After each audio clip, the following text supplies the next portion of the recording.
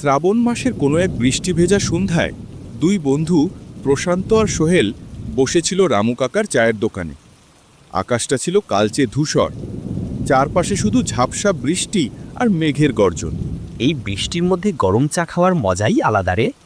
জীবনে অনেক সুখ আছে, কিন্তু এই সুখটা অন্যরকম। কি বলিস সোহেল? হ্যাঁ রে, বৃষ্টির দিনে চায়ের দোকান, ভিজে রাস্তা আর গরম গরম সিঙ্গারা, এর চেয়ে শান্তি আর কোথাও নেই। হ্যাঁ রে, এই মুহূর্তটা যেন পুরোটা শান্তি। কিন্তু জানিস, যদি এর সাথে একটা ভৌতিক গল্প থাকতো না, তাহলে এই বৃষ্টির দিনটা একদম পারফেক্ট হয়ে যেত। ভৌতিক গল্প? এই দোকানে বসে? তুই তো মনে হচ্ছে এইখানেই কোনো ভূত ডেকে আনবি। তারা দুই বন্ধু এইসব নিয়ে আলোচনা করছিল আর হাসাহাসি করছিল। ইতিমধ্যে তাদের এলাকার দুলাল দাদু ছাতা মাথায় রামুর চায়ের দোকানের দিকেই আসছিল। দাদুকে দেখে প্রশান্ত আর সোহেল মনে মনে অনেক খুশি হলো, কারণ দুলাল দাদুর কাছে তারা মাঝে মাঝেই দাদুর জীবনের নানান অভিজ্ঞতার কথা শুনে। দাদুর কাছে এইসব ঘটনা শুনতে তারা দুই বন্ধু অনেক ভালোবাসে। তাই এই বৃষ্টির দিনে দুলাল দাদুকে পেয়ে দুই বন্ধুর খুশি যেন আর ধরে না। দুলাল দাদু দরজার পাশে তার পুরনো ছাতা নামিয়ে প্রশান্ত আর সোহেলকে উদ্দেশ্য করে বলল, এই যে, কিসের এত হাসাহাসি শুনছি রে? ভূতের গল্প নাকি? রামু, আমাকেও এক কাপ গরম গরম চা দে তো বাবা। এই বৃষ্টির সন্ধ্যায় ঘরে থাকতে মন চায় না, মনটা শুধু চা চা করে। দাদু, আপনি বসেন, আমি এখনই আপনার জন্য স্পেশাল চা বানিয়ে দিতেছি। রামু দাদুর জন্য স্পেশাল চা বানাতে লাগলো। এইদিকে প্রশান্ত আর সোহেল, তারা দুইজন অনেক কৌতূহল নিয়ে দাদুকে জিজ্ঞাসা করলো, দাদু, আপনি কি সত্যি ভূতে বিশ্বাস করেন? ইতিমধ্যে রামু দাদুর জন্য চা নিয়ে আসে। দাদু চায়ের কাপে ধীরে ধীরে ফুঁ দিয়ে বললেন, বিশ্বাস করব না কেন রে? মানুষ মরে গেলেও তার সব শেষ হয় না সব সময়। কিছু কিছু গল্প, কিছু কিছু ছায়া মানুষের সঙ্গেই থেকে যায়। দোকানের ভেতর নিস্তব্ধতা নেমে আসে, বাইরে শুধু ঝমঝম বৃষ্টির শব্দ। দুলাল দাদু কাঁপা কাঁপা গলায় বললেন, বিশ্বাস না করলে হয়তো ভালোই থাকতাম, কিন্তু একদিন আমি নিজের চোখেই এমন কিছু দেখেছিলাম যা দেখার পর থেকে রাতের অন্ধকার আমার কাছে আর আগের মতো নেই। সোহেল তখন অনেকটা কৌতূহল নিয়ে দাদুকে জিজ্ঞাসা করল, দাদু, তাহলে আপনি কি এমন দেখেছিলেন? প্রশান্তও তখন কাঁপা কাঁপা গলায় বলল, হ্যাঁ দাদু, আমাদের সবটা বলুন। আপনার নিজের চোখে দেখা সেই অভিজ্ঞতা আমরা শুনতে চাই।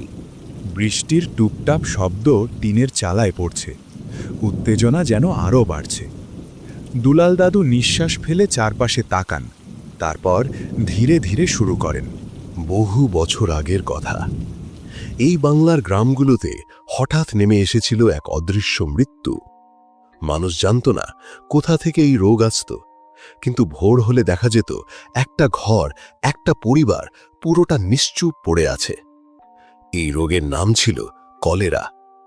একজন আক্রান্ত হলেই দিনের মধ্যেই নিস্তব্ধ হয়ে যেত পুরো গ্রাম। না ছিল কোনো ওষুধ, না ছিল কোনো প্রতিরোধ, ছিল শুধু ভয় আর মৃত্যু। গ্রামের পর গ্রাম উজাড় হয়ে যেত। ক্ষেতের ধারে গরু ছাগল একা দাঁড়িয়ে থাকত, চুলোর আগুন নিভে যেত, পুকুরের ধারে সারি সারি নিথর দেহ পড়ে থাকত। তখন মানুষ বলতো, যখন কলেরা আসে মৃত্যু হেঁটে বেড়ায় রাস্তায়। আর ঠিক সেই সময় আমার জীবনে ঘটে গিয়েছিল এমন কিছু যা আজও আমি ভুলতে পারিনি। ওই রাতটার কথা ভাবলে আজও আমার গায়ের লোম খাড়া হয়ে যায়। আজ থেকে আনুমানিক 40 বছর আগের কথা। তখন এই গ্রাম, এই চকমকে আলো কিচ্ছু ছিল না। ছিল শুধু মাইলের পর মাইল অন্ধকার আর ঘন জঙ্গল। আমার কলিজার টুকরো ছিল আমার মেয়েটা, রেঙু। নামটা যেমন সুন্দর, মেয়েটা দেখতেও ছিল ঠিক তেমনই মায়াবী। ওকে যখন ওই বকুলতলা গ্রামে ধুমধাম করে বিয়ে দিলাম, তখন পুরো 10 গ্রামে ধন্য ধন্য পড়ে গিয়েছিল। সবাই বলতো, এমন রাজপুত্র আর রাজকন্যার জুটি আগে দেখিনি। ঢাকঢোলের শব্দে আকাশ বাতাস কেঁপে উঠেছিল সেদিন। ছেলেটা ছিল সোনার টুকরো, অবস্থা সম্পন্ন ঘর। আমি নিজে দেখে শুনে বড় আশা করে মেয়েটাকে ওই ঘরে পাঠিয়েছিলাম। রেনুর শ্বশুর বাড়িটা ছিল একদম পুকুর ঘেঁষে। বড় একটা লেবু গাছ ছিল শোবার ঘরের জানালার পাশেই। রেনু খুব হাসি খুশি মেয়ে ছিল। বিয়ের কয়েক মাস তো খুব সুখেই কাটল। শাশুড়ি শ্বশুর ওকে নিজের মেয়ের মতোই আগলে রাখতেন। কিন্তু কে জানত বিধাতা অলক্ষ্যে অন্য কিছু লিখে রেখেছেন। বিয়ের পর মাস দিনে কেটে গেল। আমিও কাজের চাপে অনেকদিন যেতে পারিনি মেয়ের বাড়িতে। একদিন বিকেলের দিকে খবর পেলাম বকুলতলা গ্রামে নাকি নতুন এক মড়ক লেগেছে। সেই মড়কে অনেক মানুষ নাকি অসুস্থ হয়ে পড়ছে। বাতাস ভারী হয়ে গেছে লাশের গন্ধে। মড়ক লেগে গ্রামটা নাকি শ্মশান হয়ে যাচ্ছে। খবরটা শোনা মাত্রই আমার কলিজাটা যেন কেউ খামচে ধরল। মা মরা মেয়েটার ওই মায়া ভরা মুখটা চোখের সামনে ভেসে উঠল। আমি আর এক মুহূর্তও দেরি করিনি। সেই খবর শোনার পর থেকে আমার আর ঘরে মন টিকছিল না। দুশ্চিন্তায় বুক ফেটে যাচ্ছিল। শেষমেশ সেই ঝোড়ো বৃষ্টির রাতেই আমি রওনা দিলাম বকুলতলার দিকে। মনে একরাশ ভয় আর মুখে শুধু প্রার্থনা, হে ঠাকুর, আমার মেয়েটাকে ভালো রেখো। রাতে যখন মেয়ের বাড়িতে পৌঁছালাম, দেখলাম বাড়িটা একদম নিঝুম। কোনো আলো নেই, কোনো সাড়া নেই, এক অদ্ভুত গা ছমছমে নিঝুমতা। ধীরে ধীরে আমি গলাটা একটু চড়িয়ে ডাক দিলাম, মা রেনু, মা আছিস ঘরে? কিন্তু কোনো জবাব এলো না। আরও অনেকক্ষণ ডাকার পরে ঘরের ভেতর থেকে এক কণ্ঠস্বর ভেসে এলো, এক ভাঙা ভরাট কিন্তু অত্যন্ত দুর্বল গলা। বাবা, আমি ঘরের মধ্যে আছি। আমি অনেক অসুস্থ। সেই ডাক যেন অনেক দূর থেকে, বা হয়তো কোনো অন্ধকূপ থেকে উঠে আসছিল। দরজা খোলা আছে বাবা, তুমি ভিতরে আসো। আমি অন্ধকারে কোনো মতে হাতড়ে দরজা ধরলাম। দরজাটা যেন আপনা আপনি খুলে গেল। আমি ভেতরে পা বাড়ালাম। ঘরের ভেতরে ঘুটঘুটে অন্ধকার। তারই একপাশে একটা লণ্ঠন জ্বালানো। লণ্ঠনের মৃদু আলোতে চোখে পড়ল বিছানায় এক শরীর পড়ে আছে। রেনু! কিন্তু তার ফ্যাকাশে মুখ আর কোটরগত চোখ দেখে আমার কলিজা ফেটে যাচ্ছিল। আমি কোনো মতে ওর পাশে বসে জিজ্ঞেস করলাম, মারে, তোর এই দশা কেন? আর তোর শ্বশুর শাশুড়িকে তো দেখতে পাচ্ছি না, ওরা কোথায় গেছে? আর আমার জামাই বাবা কোথায়? তাকেও তো দেখতে পাচ্ছি না। ওরা তোকে এই অবস্থায় ফেলে কোথায় গেছে? রেনু খুব ধীরে ধীরে চোখ মেলল। ওর চোখের মণি দুটো যেন স্থির হয়ে আছে। ও এক ভাঙা অমানুষিক নিচু স্বরে বিড়বিড় করে উত্তর দিল, বাবা, পাশের গ্রামে আমার ননদদের বাড়িতে বাসন্তী পূজা হচ্ছে। শ্বশুর শাশুড়ি ওখানেই গেছে অনেক ভোরে। আর তোমার জামাই, সে তো শহরে গেছে কাজে, ফিরতে দেরি হবে। তোকে এমন মরণাপন্ন অবস্থায় ঘরে একা ফেলে ওরা উৎসবে মেতেছে? শহরে গেছে কাজ করতে? কেমন মানুষ ওরা! রেনু ফ্যাকাশে এক চিলতে হাসি হেসে বলল, ওদের দোষ দিও না বাবা, আমি তো সুস্থই ছিলাম, কিন্তু হঠাৎ করে কাল রাত থেকে শরীরটা কেমন জানি করছে। এই কথা বলেই রেনু হাঁপাতে হাঁপাতে বিছানা থেকে ওঠার চেষ্টা করল। ও কাঁপা গলায় বলল, তুমি অনেক দূর থেকে এসেছো বাবা, কতদিন আমার হাতের রান্না খাও না। আমি উঠি, তোমার জন্য দুটো চাল ফুটিয়ে নিই। তোকে এই অসুস্থ শরীর নিয়ে ওঠা লাগবে না মা। এই শরীরে রান্না করার কথা ভাবিসও না। তুই আজ আরাম কর। আজ তোর এই বুড়ো বাবা তোকে রান্না করে খাওয়াবে। আমাকে শুধু বলে দে, চাল ডাল সবজি সব কোথায় রাখা আছে। তুই আজ বিশ্রাম নে মা, আমি সব সামলে নিচ্ছি। রেনু আর কথা বাড়াল না, শুধু এক দৃষ্টিতে তাকিয়ে রইল। লণ্ঠনের আলোয় ওর ছায়াটা দেয়ালে পড়ে কেমন জানি অদ্ভুতভাবে কাঁপছিল। রেনু তার ফ্যাকাশে হাত দিয়ে পাশের অন্ধকার ঘরটা দেখিয়ে বলল, বাবা, ওই ঘরের দরজার পাশেই বস্তায় চাল আর ডাল রাখা আছে, ওটা দিয়েই একটু খিচুড়ি রেঁধে নাও। লণ্ঠনটা হাতে নিয়ে আমি পাশের ঘরে পা বাড়ালাম। কিন্তু ঘরে ঢুকতেই এক অদ্ভুত ভ্যাপসা গন্ধ নাকে এলো। লণ্ঠনের আলোয় দেখলাম ঘরের চারদিকের আসবাবপত্রে পুরো ধুলোর আস্তর পড়ে আছে। মনে হচ্ছিল বহুদিন এই ঘরে কোনো প্রাণের ছোঁয়া লাগেনি। মাকড়সার জালে চারদিক অন্ধকার হয়ে আছে। দরজার পাশে রাখা চালের বস্তাটা খুলতেই দেখি চাল আর ডাল দুটোতেই পোকা ঠিক ঠিক করছে। অনেকদিন পড়ে থাকলে চাল ডালে যেমন কালচে রঙের পোকা ধরে যায়, ঠিক তেমনই আমার মনটা বারবার কু গাইছিল, এই বাড়িতে কি তবে কেউ ঠিকমতো রান্নাবান্নাও করে না? তবুও অত রাতে অন্য উপায় না পেয়ে সেই পোকা ধরা চাল ডালই ভালো করে ধুয়ে খিচুড়ি বসিয়ে দিলাম। কিছুক্ষণের মধ্যেই রান্না শেষ হলো। আমি নিজের জন্য আর রেনুর জন্য থালায় খাবার বাড়লাম। রেনুকে ডাক দিতেই ও অতি কষ্টে উঠে ধীর পায়ে খেতে বসল। প্রথম গ্রাসটা মুখে তুলতেই এক বিদঘটে গন্ধ নাকে লাগলো। চালগুলো পুরনো হয় কেমন যেন একটা পচাটে গন্ধ বেরোচ্ছিল খিচুড়ি থেকে। আমি আপন মনেই বললাম, মানে খিচুড়িটা খুব একটা জুত হলো না, এই গন্ধে খাওয়া বড় দায়, এর সাথে যদি এক টুকরো লেবু হতো বেশ হতো। আমি বরং তোদের বাড়ির ধারের ওই লেবু গাছটা থেকে একটা লেবু ছিঁড়ে নিয়ে আসি। রেনু হঠাৎ থমকে গিয়ে এক দৃষ্টিতে আমার দিকে তাকালো। ওর সেই কোটাগত চোখের মণি দুটো লণ্ঠনের আলোয় জ্বলে উঠল। ও শান্ত গলায় বলল, বাবা, তোমাকে বাইরে যেতে হবে না, বাইরে খুব বৃষ্টি হচ্ছে। তুমি বরং রান্নাঘর থেকে খাবার জলটা নিয়ে আসো, আমি লেবু নিয়ে আসছি। আমি ভাবলাম রেনু হয়তো আগেই লেবু তুলে ঘরে রেখে দিয়েছে। আমি কথা না বাড়িয়ে জল আনতে রান্নাঘরের দিকে গেলাম। কলসি থেকে জল ভরে ফেরার সময় হঠাৎ আমার চোখ জানালার দিকে গেল। জানলার দিকে তাকাতেই আমার পুরো শরীর পাথরের মতো শক্ত হয়ে গেল। আমার চোখের সামনে যা ঘটছিল তা কোনো মানুষের পক্ষে করা সম্ভব নয়। আমি দেখলাম রেনু নিজের জায়গায় স্থির হয়ে বসে আছে, কিন্তু ওর একটা বিশাল আকার লম্বা হাত শরীর থেকে বিচ্ছিন্ন না হয়েই জানলার দিয়ে অনায়াসেই বাইরে বেরিয়ে গেল। জানলার পাশের সেই লেবু গাছটা পর্যন্ত হাতটা সাপের মতো এঁকে মেকে পৌঁছে গেল এবং নিমেষের মধ্যে একটা লেবু ছিঁড়ে আবার স্বাভাবিক হয়ে ঘরে ফিরে এলো। আমার হাতের জলের মগটা মাটিতে পড়ে যাবার উপক্রম হলো। রান্নাঘরের চৌকাঠে দাঁড়িয়ে আমার চোখের মণি দুটো স্থির হয়ে গেল। আমার আদরের রেনু, যাকে আমি নিজের হাতে বড় করেছি, তার শরীর থেকে অমন লম্বা হাত বের হওয়া কি সম্ভব? না, আমার ভেতরে এক মুহূর্তের জন্য এক তীব্র হিমশীতল আতঙ্ক বয়ে গেল।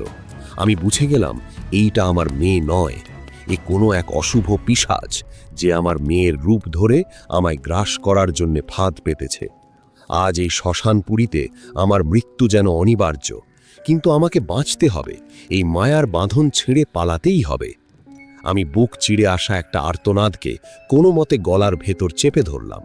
নিজেকে সামলে নিয়ে একদম স্বাভাবিক ভঙ্গিতে ঘরে ঢুকলাম, যেন আমি কিছুই দেখিনি।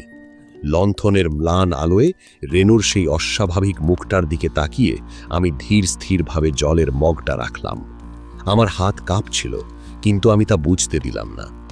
রেনু সেই মরা চোখে আমার দিকে তাকিয়ে লেবুটা হাতে নিয়ে ফিসফিস করে বলল, এই নাও বাবা লেবু, এবার খাও। আমি পেটে হাত দিয়ে একটা যন্ত্রণার অভিনয় করলাম, মুখটা বিকৃত করে বললাম, ওহ রে মা, খিচুড়িটা খাওয়ার আগেই পেটটা কেমন যেন মোচড় দিয়ে উঠল, সহ্য করতে পারছি না রে মা। বোধহয় এই পচা চালের গন্ধে আমার শরীরটা বিগড়ে গেল। আমাকে একটু বাইরের দিকে যেতে হবে রে মা, প্রকৃতির ডাকে সাড়া না দিলে আমি বসতেই পারছি না। রেনু স্থির চোখে আমার দিকে তাকিয়ে রইল। সেই চাহনিতে কি ছিল জানি না, কিন্তু আমার মনে হচ্ছিল সে আমার মনের কথা পড়তে পারছে। ও শান্ত গলায় বলল, এত রাতে বাইরে কোথায় যাবে বাবা? অন্ধকার, বৃষ্টি, ঘরেই তো পায়খানা আছে। আমি কাঁপা গলায় বললাম, না রে মা, বাইরে না গেলে আমার শান্তি হবে না। আমি এক্ষুনি আসছি, তুই খাবারগুলো ঢেকে রাখ। আমি দ্রুত পায়ে ঘর থেকে বেরোলাম। লণ্ঠনটা ওখানেই রেখে দিলাম, যাতে ও বুঝতে না পারে আমি পালাচ্ছি। আমি ধীর পায়ে পায়খানার দিকে কয়েক পা এগোলাম। তারপর যখনই লেবু গাছের আড়ালে পৌঁছলাম, আর এক মুহূর্তও দেরি করলাম না, অন্ধকারের দিকে দৌড়াতে শুরু করলাম। বৃষ্টির জল আর কাদামাখা মাটির ওপর দিয়ে আমি পাগলের মতো ছুটছি। বুনো লতাপাতা আমার শরীর চিরে দিচ্ছে, কিন্তু আমার কানে তখন শুধু একটা শব্দই বাজছে, নিজের হৃৎপিণ্ডের ধরফরানি। আমার মনে হচ্ছিল পেছন থেকে সেই অমানুষিক লম্বা হাতটা অন্ধকারের ভেতর দিয়ে সাঁপটে ধরতে আসছে আমাকে। আমি জানি একবার যদি হোঁচট খাই তবে ওই অশরীরী আত্মা আমাকে আর ছাড়বে না। সেই বৃষ্টির ঝাপটা আর বাতাসের শোঁ শোঁ শব্দের মাঝেও পেছন থেকে এক অমানুষিক কণ্ঠস্বর ভেসে এলো, সেই ভাঙা খসখসে গলা, যা আর আমার মেয়ের ছিল না। সেই ছায়াটা যেন বাতাসের উপর দিয়ে ভেসে আমার পিছু নিয়েছে। খিলখিল করে হেসে সেই পিশাচটা ডাকতে লাগলো, বাবা, কোথায় পালাচ্ছ বাবা? গরম খিচুড়ি যে বেড়ে রেখেছি, খাবে না? আমি চোখ বুজে শুধু সৃষ্টিকর্তার নাম জপ করছিলাম আর কাদা জলের উপর দিয়ে পাগলের মতো ছুটছিলাম। পেছনের সেই পৈশাচিক হাসিটা যেন ক্রমেই আমার কানের কাছে চলে আসছে। হঠাৎ এক বিকট চিৎকার করে সেই ছায়াটা বলে উঠল, তোর মায়ের দুধের জোরে আজকের মতো বেঁচে গেলি, নইলে তোর ঘাড়টা আজ আমি চিবিয়ে খেতাম। পরক্ষণেই এক দমকা হাওয়া আমার উপর দিয়ে বয়ে গেল এবং চারপাশ হঠাৎ নিস্তব্ধ হয়ে গেল। আমি তখনও দৌড়াচ্ছি। কতক্ষণ দৌড়েছি জানি না। হঠাৎ দূরে একটা টিমটিমে প্রদীপের আলো দেখতে পেলাম, একটা ছোট কুঁড়ে ঘর। আমি জান প্রাণ দিয়ে সেই দরজায় গিয়ে আছড়ে পড়লাম। 2-3 বার সজোরে করাঘাত করার পর যখন দরজাটা খুলল, আমি আর নিজেকে ধরে রাখতে পারলাম না। এক রাশ অন্ধকার আমার চোখের সামনে নেমে এলো। আমি ওখানেই লুটিয়ে পড়লাম। পরদিন সকালে যখন আমার জ্ঞান ফিরল, দেখলাম একদল মানুষ আমাকে ঘিরে দাঁড়িয়ে আছে। সবার চোখে মুখে গভীর বিস্ময় আর কৌতূহল। একজন বয়স্ক লোক আমায় জল খাইয়ে জিজ্ঞেস করলেন, কি হয়েছিল আপনার? মাঝরাতে এই বকুলতলার পথে এমন পাগলের মতো দৌড়াচ্ছিলেন কেন? আমি তখন কাল রাতের সব ঘটনা খুলে বললাম। সেই বকুলতলা গ্রাম, আমার অসুস্থ মেয়ে রেনু, আর সেই ভয়ঙ্কর লম্বা হাতের লেবু ছেঁড়ার দৃশ্য, সবটুকু। আমার কথা শেষ হতেই ঘরের ভেতর এক পিন পতন নিস্তব্ধতা নেমে এলো। উপস্থিত লোকগুলো একে অপরের দিকে তাকাতে লাগল। হঠাৎ তাদের মধ্য থেকে একজন শিউরে উঠে বলে উঠল, বলছেন কি মিয়া, বকুলতলা গ্রামে তো এখন কোনো মানুষের বাস নেই। মাসখানেক আগে কলেরার মড়কে সেই গ্রামের প্রতিটা ঘর উজাড় হয়ে গেছে। আপনার মেয়ের শ্বশুরবাড়ি সবাই তো এক রাতেই শেষ হয়ে গিয়েছিল। আপনি কাল রাতে যে বাড়িতে গিয়েছিলেন, ওটা এখন এক পরিত্যক্ত ধ্বংসস্তূপ, যেখানে শুধু অতৃপ্ত আত্মাদের বাস। কথাটা শুনে আমার সারা শরীর পাথর হয়ে গেল। আমার চোখের সামনে তখনও ভাসছিল সেই পচা চালের খিচুড়ি আর জানলার দিয়ে বেরিয়ে আসা সেই লম্বা হাতটা। দাদুর কণ্ঠস্বর হঠাৎ বুঝে এলো। লণ্ঠনের ম্লান আলোয় দেখা গেল তার চোখ দুটো জলে টলমল করছে। তিনি বিড়বিড় করে বললেন, মরে যাওয়ার পরও মেয়েটা আমায় খিচুড়ি খাওয়াতে চেয়েছিল রে। মা মরা মেয়েটা আমার জন্যে অতৃপ্ত আত্মা হয়েও মায়া ছাড়তে পারেনি, কিন্তু সেই মায়ার আড়ালে লুকিয়েছিল এক ভয়ঙ্কর পিশাচ। সেই রাতে আমি বেঁচে ফিরেছি ঠিকই, কিন্তু আমার কলিজার টুকরো রেনুর সেই মায়া ভরা মুখটা ওই শ্মশানপুরীর অন্ধকারেই হারিয়ে গেল। দাদু থামলেন। মুহূর্তের মধ্যে রামুর চায়ের দোকানের সেই আড্ডার মেজাজটা পাল্টে গেল। প্রশান্ত আর সোহেল যেন পাথর হয়ে গেছে। বাইরের ঝমঝমে বৃষ্টির শব্দটা এখন যেন এক করুণ কান্নার মতো শোনাচ্ছে। দুলাল দাদু প্রশান্ত আর সোহেলের দিকে তাকিয়ে এক অদ্ভুত গভীর চোখে বললেন, শোন দাদুরা, সব ছায়া কিন্তু মানুষের হয় না, আর সব ডাকও চেনা মানুষের নয়। এই বৃষ্টির রাতে হুট করে কারো ডাকে সাড়া দিস না। সব মায়া কিন্তু ভালোবাসা হয় না রে, কিছু মায়া হয় মরণ ভান। দাদু তার পুরনো ছেঁড়া ছাতাটা মাথায় দিয়ে ধীর পায়ে দোকানের বাইরে বেরোলেন। আবছা আলোয় দেখা গেল দাদুর শরীরটা কুঁজো হয়ে কাদা জল মাখা রাস্তার অন্ধকারে মিলিয়ে যাচ্ছে। সোহেল আর প্রশান্ত মন্ত্রমুগ্ধের মতো দাদুর যাওয়ার পথের দিকে তাকিয়ে রইল। হ্যালো বন্ধুরা, তোমরা যারা ভূতের গল্প শুনতে ভালোবাসো আমাদের চ্যানেলটিকে অবশ্যই সাবস্ক্রাইব করো।